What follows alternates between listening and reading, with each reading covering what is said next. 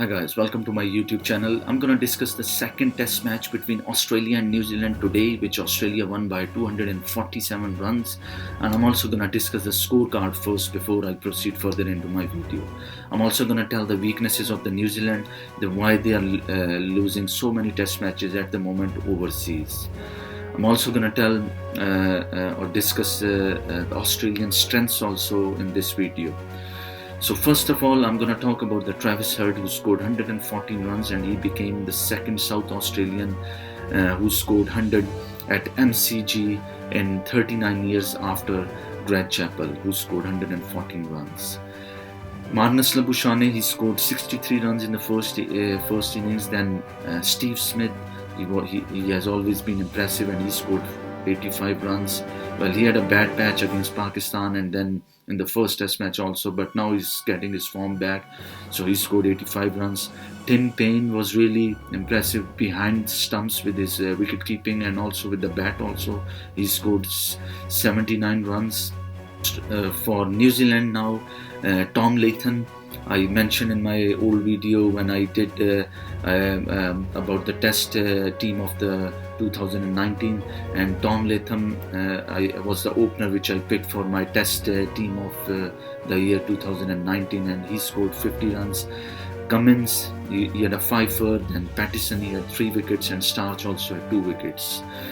Now I'm gonna also discuss here that Tom Blundell, who was playing instead of Jeet Rawal, scored really impressive 121 runs for New Zealand. And New Zealand, the Kiwis, they must be thinking, their management must be thinking that why they didn't give chance to Blundell.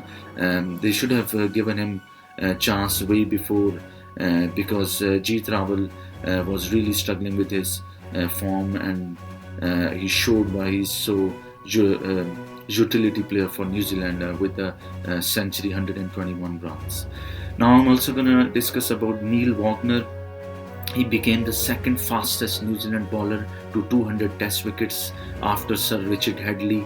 Neil Wagner's, I mentioned in my previous videos that he bowled 193 short balls in the first test match, which is a record in a test match since 2002.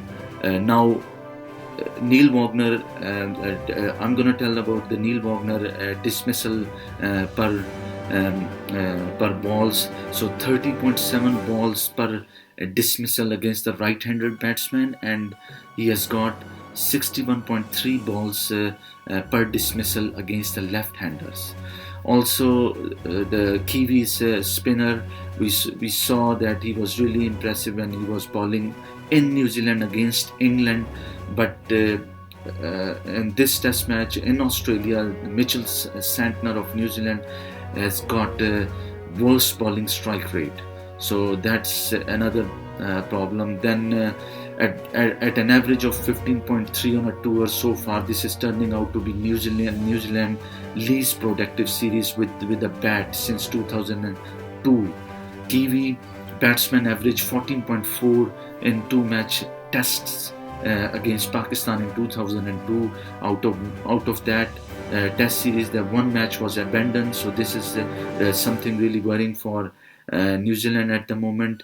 Now I'm just going to mention here that why Australians, they are too good in Australia at the moment. It's just because their top 4 batsmen, they are in form. Marnus Labuschagne, he started this year with 105 ranked test batsmen, and he is ending 2019 with the number 4 ranked test batsman. So that was the difference. Then Steve Smith was really impressive in the Ashes. We saw he was invincible, and the way he batted England out of that series, and the series result would have been 3-1 if Ben Stokes, he would have not played that miraculous innings in Edgbaston Test match. So I'm also going to discuss about now the combined batting averages of the New Zealand batsmen, so which is really worrying for New Zealand at the moment. The top 5 batsmen in 2019, they have got 71 average at home. But whenever they are playing overseas, they have got an average of 24.9, which is really worrying. And we can see that except that one series against Pakistan in UAE, which New Zealand won 2-1, and Kane Williamson and Ross Taylor, none of the Kiwis batsmen they have been performing overseas. And the top five, I've already mentioned the averages, and this is something really worrying for New Zealand at the moment. I'm also going to discuss about the Steve Smith weaknesses. If you go and see my old video, I mentioned about the Steve Smith weaknesses, and I discussed before Pakistan and Australia Test series.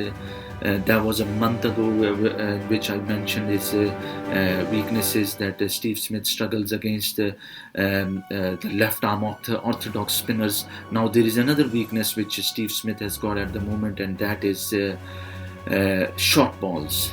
You can see it on the screen. The Steve Smith, he struggled against Neil Wagner in the first Test match also, then in the second Test match also. So this is now the 4 times Neil Wagner he has got a wicket of Steve Smith, and he also had a wicket of David Warner also. So that is it for today. If you like my video, please share it, and also please don't forget to subscribe my channel, and also please don't forget to press the bell icon on the right bottom.